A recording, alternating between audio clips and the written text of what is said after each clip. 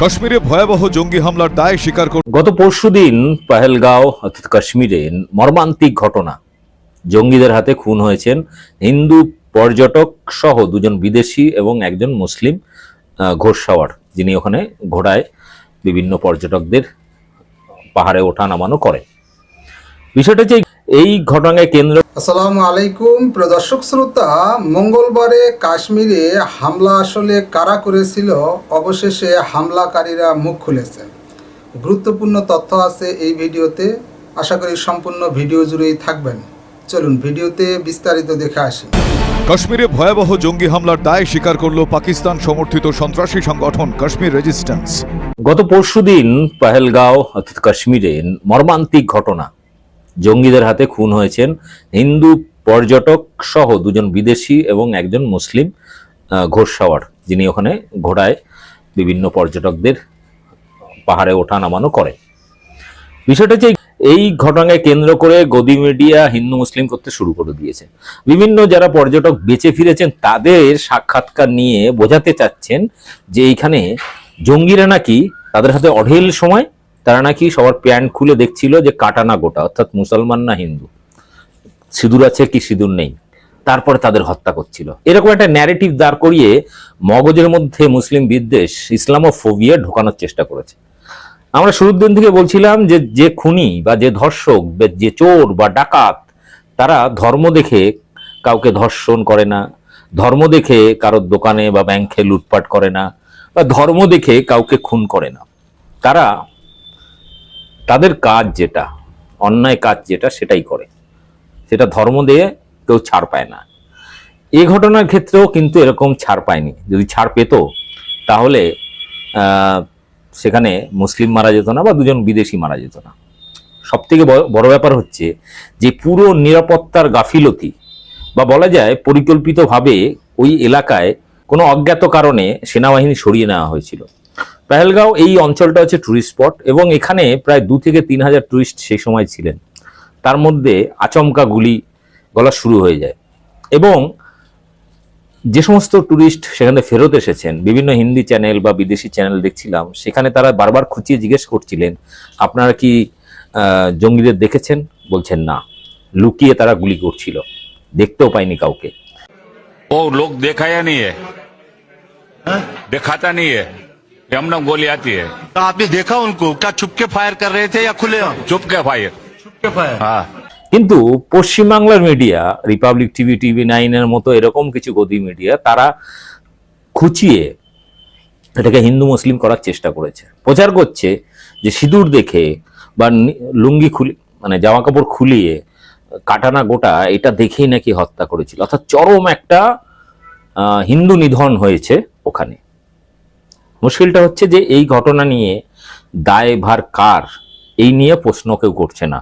হিন্দু মুসলিম করে দিয়ে এর পেছনের যে গাফিলতি, পুলওয়ামা যে ঘটনা ঘটেছিল সেই 2019-এ 14ই ফেব্রুয়ারি, সেই ঘটনার থেকে শিক্ষা না নিয়ে আবার এরকম একটা মর্মান্তিক ঘটনা, এবং সেই ঘটনার এখনো বিচার হয়নি, কেউ শাস্তি পায়নি। উল্টে এই পুলওয়ামার মতো আরেকটা দ্বিতীয় পুলওয়ামার মতো ঘটনা চোখে আঙুলে দেখিয়ে দিচ্ছে যে কোথাও না কোথাও শস্যের মধ্যেই ভূত রয়েছে। এবং কোন অজানা কারণে ওই এলাকায় একটা সৈন্য ছিল না, কোন অজানা কারণে প্রায় ঘন্টাখানেকেরও বেশি সময় ধরে সেখানে আর্মি পৌঁছালো না। এই প্রশ্নগুলো কিন্তু সামনে আসছে। এই গাফিলতিটা কার? প্রধানমন্ত্রী বা স্বরাষ্ট্রমন্ত্রী? তাদের দায়ভার নিতে হবে, নেওয়া উচিত। এটা আমি বলছি না, এটা নরেন্দ্র মোদী বলছেন যে এই সমস্ত জঙ্গি গোষ্ঠীর হাতে অস্ত্র কিভাবে আসে, এই জঙ্গি গোষ্ঠীর কাছে অস্ত্র শস্ত্র, টাকা পয়সা, এইসব সাপোর্ট কোত্থেকে পায়, এগুলো যেমন আছে। উল্টে বর্ডার টপকে পাকিস্তান থেকে এদেশে ঢুকে টুরিস্ট স্পটে ঘন্টার পর ঘন্টা তাদের জামা কাপড় চেক করে, উলঙ্গ করে, কাটানা গোটা সব চেক করে অঢেল সময় হাতে নিয়ে এসছে তারা। এসে সেগুলো করে বেছে বেছে খুন করেছে, তারপরে আবার দিব্যি চলে গেছে, কোনো ভিসা পাসপোর্ট লাগেনি। ফলে এই সমস্ত নোংরার গল্প বাদ দিয়ে বাস্তবে গাফিলতি যে স্বরাষ্ট্র মন্ত্রকের, দেশের প্রধানমন্ত্রীর, এটা কিন্তু চোখে আঙুল দিয়ে দেখিয়েছে। এবং এটাই কিন্তু অরিজিনাল দাবি হওয়া উচিত ছিল, কারণ বারবার এরকম ঘটনা ঘটছে।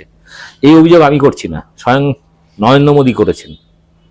কিছু বছর আগে প্রধানমন্ত্রী হওয়ার আগে তার একটি ভিডিও বিশাল ভাইরাল হয়েছিল। তিনি কংগ্রেস সরকারের বিরুদ্ধে রীতিমতো হুঙ্কার ছেড়েছিলেন এবং কংগ্রেসের বিরুদ্ধে যে যে অভিযোগ করেছিলেন, আমি মনে করি নরেন্দ্র মোদীর অভিযোগগুলো 100% সঠিক। এবং আজকের দিনে দাঁড়িয়েও নরেন্দ্র মোদীর এই কথাগুলো অবশ্যই নরেন্দ্র মোদীর বিরুদ্ধে এবং অমিত শাহর বিরুদ্ধে অভিযোগগুলো তোলা উচিত, যেটা আমাদের প্রধানমন্ত্রী নরেন্দ্র মোদী শিখিয়েছেন। শুনুন নরেন্দ্র মোদী কি বলেছিলেন, ভিডিওটি সম্পূর্ণ দেখবেন এবং ব্যাপক শেয়ার করবেন।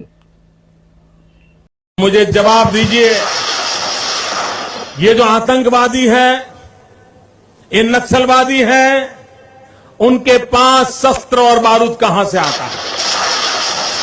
वो तो विदेश की धरती से आता है और सीमाएं संपूर्ण रूप से आपके कब्जे में है। सीमा सुरक्षा बल आपके कब्जे में है। मैंने उनको दूसरा सवाल पूछा, हमने कहा आतंकवादियों के पास धन आता है, हवाले से आता है, पूरा मनी ट्रांजैक्शन का कारोबार भारत सरकार के कब्जे में है, आरबीआई के अंडर में है, बैंकों के माध्यम से होता है।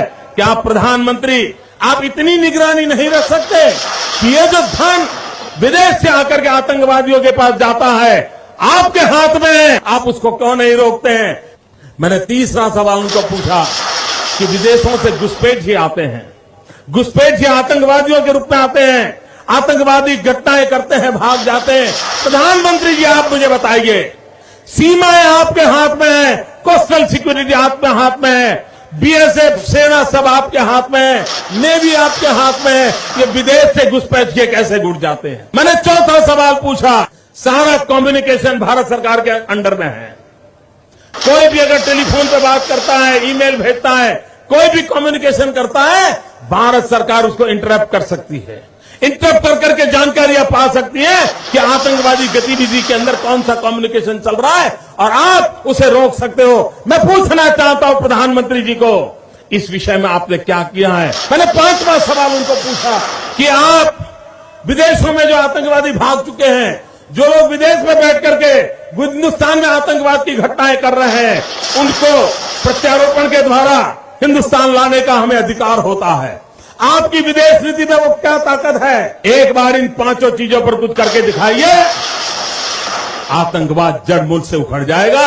राज्यों के अधिकार हथिया करके राजनीति के करने के खेल छोड़ दीजिए। भाइयों बहनों, दिल्ली की सल्तनत के पास मेरे इन सवालों के जवाब नहीं है। दिल्ली की सरकार में वो सीना नहीं है, 46 इंच का सीना लगता है दोस्तों, तब जाकर जो भी भारत में कुछ हुआ था ভারতে যখনই সন্ত্রাসী হামলা হয় ওরা সঙ্গে সঙ্গে পাকিস্তানের দিকেই আঙ্গুল তোলে, इल्जाम लगा देता है। तो पाकिस्तान कोई इतना कमजोर नहीं है कि इल्जाम কিন্তু পাকিস্তান দুর্বল নয়। আমাদের সীমান্ত সুরক্ষিত, আমাদের বাহিনী সক্ষম আর আমাদের জনগণ ঐক্যবদ্ধ। की अफवाज पाकिस्तान আমরা কোনো অভিযোগকে ভয় পাই না। এই বিষয়ে পুরো পাকিস্তানি জাতি একজোট হয়ে আছে। इस एक मुल्क के इशू पे पाकिस्तान की आवाम एक है।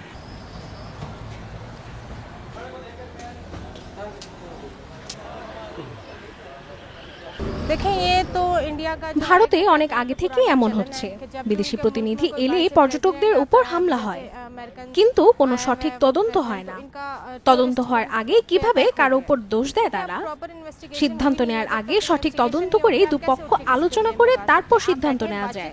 আর যদি ভারত আগ্রাসনের পথ বেছে নেয় তবে আমরাও জবাব দেব। এতে এই অঞ্চলের উত্তেজনা বেড়ে যাওয়া ছাড়া আর কোনো লাভই হবে না।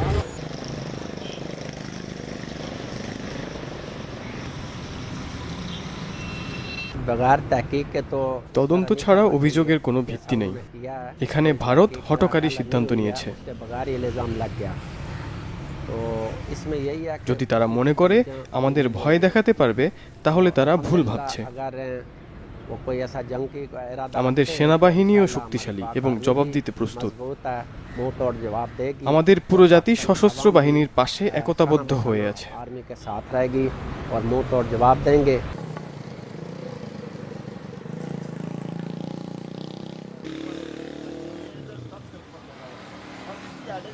पचास साल 70 साल हो गए। 50 থেকে 70 বছর ধরে কাশ্মীর সমস্যা চলেই আসছে। ভারত সবসময় পাকিস্তানকে দোষারোপ করে, কিন্তু নিজেদের দেশের ভেতরের সন্ত্রাস ও চরমপন্থার সমস্যাগুলো উপেক্ষা করে যায়।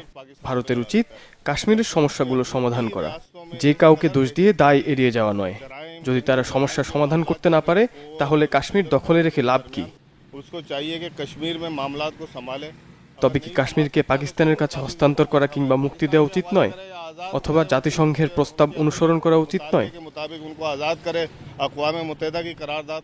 কেন জোর করে শাসন চাপিয়ে দিচ্ছে? দর্শক শ্রোতা, সম্পূর্ণ ভিডিও জুড়ে তথ্যবহুল আলোচনা জানলেন। তবে ভারতীয় মিডিয়া যে মিথ্যা অপপ্রচার করে, এটা বিশ্বের ইতিহাসে সেরা পর্যায়ে আছে ভারত। তারা মিথ্যা নিউজ প্রোপাগান্ডা আকারে ছড়িয়ে থাকে। ভারতের মিডিয়ার দাবি পাকিস্তানের রাই হামলা করেছে কাশ্মীরে, কিন্তু আবার পাকিস্তানের দাবি ভারতীয় রায় হামলা করেছে এই কাশ্মীরে। অবশেষে জট খুলবে, হয়তোবা সময়ের অপেক্ষা। এই পর্যন্তই। আল্লাহ হাফেজ।